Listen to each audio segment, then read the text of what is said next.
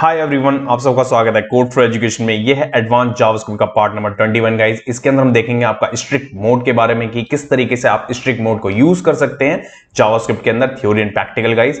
And जैसे कि guys मैंने आपको हर एक वीडियो में बताई, एडवांस जावास्क्रिप्ट की सीरीज चल रही है। अगर आपकी कोई भी वीडियो मिस हो जाती है तो प्लेलिस्ट का लिंक आपको डिस्क्रिप्शन बॉक्स में मिलेगा, वहां जाके आप वीडियो देख भी सकते हैं। आपको मेरे किसी वीडियो से रिलेटेड कोई डाउट होता है गाइस तो आप कमेंट करके अपने डाउट को पूछ भी सकते हैं। एंड सारे सोशल मीडिया के प्लेटफॉर्म के लिंक्स भी डिस्क्रिप्शन में मिलेंगे, जाएं एंड फॉलो कर लें।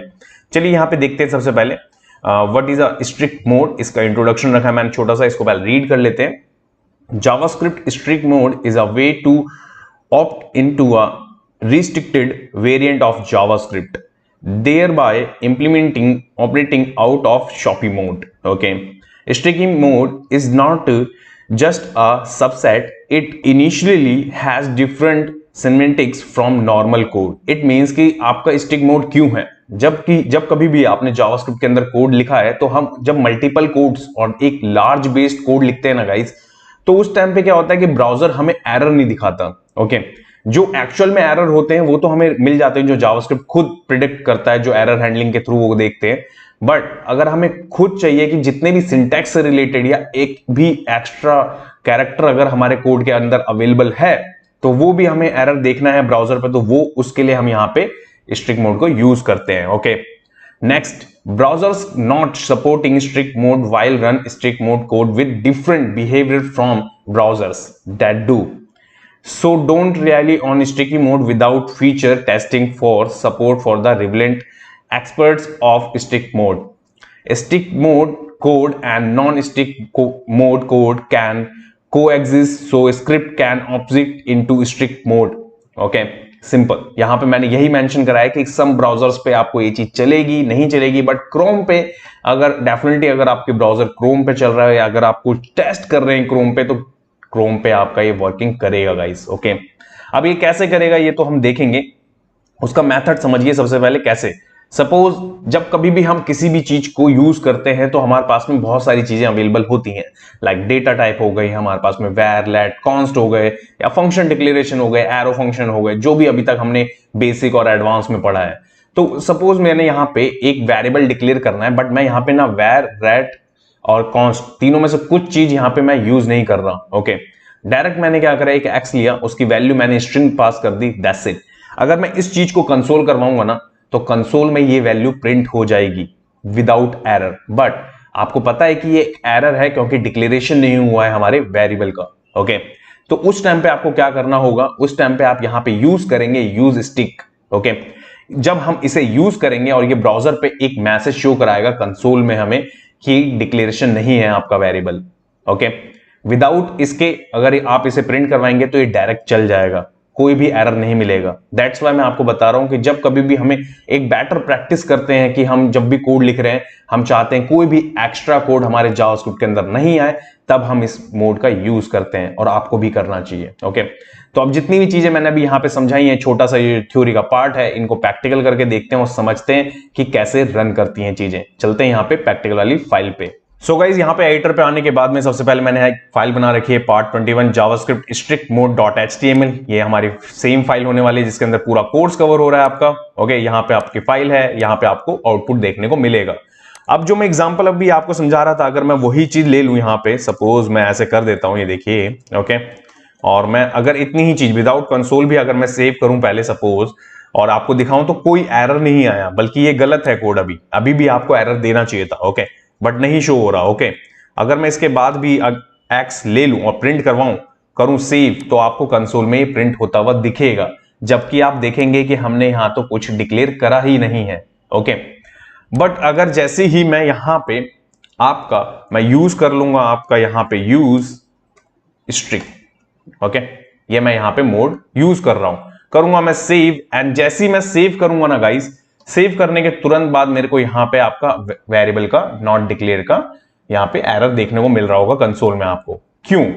क्योंकि पहले ये आपका ब्राउजर पकड़ा ही नहीं। इट मींस कि आप वो पकड़ ही नहीं पा रहा ब्राउजर पहले आपका। बट जब हम इस मोड को यूज कर रहे हैं तो हम बता रहे हैं कि एक एक लाइन चेक होगी आपकी, एक एक चीज, जो भी एक्स्ट्रा कोड होगा वो वहां पे डिक्लेयर अगर नहीं होगा या हमने कोई गलत लिखा होगा, वो सब यहाँ पे एरर देखने को मिलेगा हमें एरर के तौर पे। ओके, तो यहां पे कुछ इस तरीके से इस मोड को यूज कर सकते हैं। और जब कभी भी आपकी या तो स्क्रिप्ट वाली फाइल जो इंटरनल फाइल है उस पे, या एक्सटर्नल फाइल है उस पे, जहां पे भी आप इसे यूज करना चाहते हैं वहां पे इसको टॉप में यूज करिएगा। अगर आप इसे टॉप पे यूज नहीं करेंगे और अगर आप किसी भी फंक्शन में या कहीं पे भी आप इनसाइड इसको यूज करेंगे तो पर्टिकुलर उसी एलिमेंट के लिए बस ये काम करेगा। अगर आप इसे जेएस की फाइल के टॉप पे इसे मेंशन कर देंगे ना तो ये आपका टॉप पे ही वर्क करेगा। टॉप का मतलब है कि पूरी फाइल पे। ओके, अब मैं आपको इसका एग्जांपल दिखाता हूं। एक और चीज, सपोज मेरे पास में ये है, ओके, और ये तो है ही हमारा x, ठीक है। सपोज मैं एक फंक्शन और बनाता हूं और फिर गलती करते हैं इसके अंदर, तो क्या ये पकड़ेगा? मानिए z है मेरे पास में और इसकी 100 वैल्यू है स्ट्रिंग में, ओके, नंबर में। करूंगा मैं सेव, एंड सेव करने के बाद मैं पहले से कमेंट आउट करता हूं, यहां पे इसे करता हूं सेव। तो सेव करने के बाद प्रिंट हो रहा है कंसोल, बट ये फंक्शन अभी भी यहां पे नहीं दे रहा है एरर, क्योंकि आप कहेंगे कॉल नहीं करवाया। तो मैं एक बार और कॉल करवा देता हूं इसको। यहां पे देखिए, करूंगा मैं सेव, एंड सेव करने के बाद भी अभी भी ये एरर देखने को हमें नहीं मिला है। क्यों नहीं मिला है? क्योंकि अगर आप अभी देखेंगे इस चीज को कि हमने यहां पे टॉप पे इसे कमेंट आउट कर रखा है, राइट। यहां पे आप देखेंगे इसे कमेंट आउट कर रखा है। अगर मैं इसे यहां से ऑन कर दूं, करूं मैं सेव, तो सबसे पहले एक्स का देगा ये एरर। ओके, अब मैं यही चीज आपको समझाने की कोशिश कर रहा हूं कि अगर मानिए अगर आपने यहां डिक्लेयर नहीं करा टॉप, जो आपकी फाइल होगी टॉप पे, अगर आपने डिक्लेयर नहीं करा, आपने करा किसी फंक्शन के अंदर, तो ये आपको इसका एरर नहीं देगा, एक्स का एरर। अगर मैं इस कंसोल को अभी कर दूं यहां से कमेंट आउट, करूं सेव, एंड सेव करने के बाद आप देखेंगे कि जेड का एरर यहां पे हमें मिल रहा है कि हमने डिफाइंड ही नहीं करा उसे यहां पे। आप समझ रहे हैं? तो ये आपका क्या होता है, ग्लोबल और लोकल स्कोप के बारे में है। मगर अब इसका स्कोप अभी क्या हो गया, आपका फंक्शन के अंदर ही हो गया, लोकल में हो गया। बट यहां देखेंगे तो यहां ग्लोबली है, पूरी फाइल इसके पास में एक्सेस है। पूरी फाइल में ये देख के पता लगा सकता है कि कैसे इसको रीड करना है प्रॉपर्ली, राइट। अब इसके बाद में एक और चीज मैं यहां पे दिखाता हूं आपको कि अगर मैं यहां पे इसको बाहर ही प्रिंट करते हैं पहले तो, ठीक है, और इसके बाद में इसे रिमूव कर देते हैं। मानिए ये नहीं है मेरे पास में, अभी आप देखेंगे बाहर भी इसे मैंने प्रिंट करा तब भी ये एरर दे रहा है जेड का, ठीक है। अब मेरे पास में एक फंक्शन है, मानिए उस फंक्शन में कुछ पैरामीटर्स होंगे मेरे पास में, मानिए x, y और y। मैं रिपीट कर रहा हूं पैरामीटर्स, बट आपने देखा होगा जब मैंने बेसिक कोर्स आपको करवाया था तो मैं वहां पे रिपीट नहीं करता, यूनिक आपको पैरामीटर्स के लिए ही मैंने आपको हमेशा बताया। बट सपोज आपने गलती से मेंशन कर दिया रिपीट, जो ऑलरेडी आपने डिक्लेयर कर रखा था वही पैरामीटर आपने डिक्लेयर कर दिया गलती से, तो क्या होगा यहां पे? अगर मैं यहां पे कंसोल करवाऊं और यहां पे मैं इसको ऐड करूंगा बेसिकली, ओके, इस पे इसके साथ कर देते हैं, ये देखिए y, इतनी चीज हो गई हमारी। अब इसके बाद में यहां पे डायनेमिक मेरे को वैल्यू भेजनी पड़ेगी, ओके। अगर मैं बिना पहले उसके बिना यूज स्ट्रिक्ट के जो मोड है हमारा उसके बिना अगर मैं भेजूं, अगर मैं यहां कर दूं 60, यहां कर दूं 20, ठीक है, टोटल कितना आना चाहिए आपके हिसाब से? टोटल यहां पे आना चाहिए 90। अगर मैं करूं यहां पे सेव, एंड सेव करने के बाद आप देखेंगे 50 आ रहा है। अब ये 50 क्यों ले रहा है? हमें 50 ले रहा है, आपका यहां से 10 ले रहा है, यहां पे आपका 60 है, बट यहां पे हमने क्या कर रखा है, x plus Y plus Y. तो यहां पे वो रैंडम है। इट मींस कि पहला तो यही है कि ये चलना ही नहीं चाहिए था, पहली बात तो आपको एरर देना चाहिए था। दूसरा कि आपका यहां पे जो टोटल आ रहा है वो भी गलत है आपका। बट जैसे आप करेंगे इसको ऑन ना, और जैसे करूंगा मैं सेव इसको, तो यहां पे आपको तुरंत दिख जाएगा कि duplicate parameter name not allowed this contest. समझ रहे हैं आप? फिर इसके बाद जैसे आपको सही करना पड़ेगा तभी जाके आपका ये चलेगा, अदरवाइज नहीं चलेगा। देखिए करूंगा मैं सेव, एंड सेव करने के बाद आप देखेंगे, देखिए यहां पे 90 आपको विजिबल हो भी रहा है। तो मैं उम्मीद करता हूं गाइस कि आपको स्ट्रिक्ट मोड जो ये आपका मिलता है ES6 का फीचर, इसको आपको समझ में आया होगा कि कैसे यूज करना है। आपको हर एक प्रोजेक्ट के अंदर इसको यूज करना चाहिए, जिससे कि आपकी एरर जो फंक्शंस हैं या कोई भी आपने गलती से कोड लिख दिया है उससे अवॉइड कर सके आप। तो उम्मीद करता हूं कि आपको चीजें समझ में आई होंगी वीडियो के अंदर। अगर नहीं समझ में आई है तो कमेंट करके अपने क्वेश्चन को पूछ सकते हैं गाइस।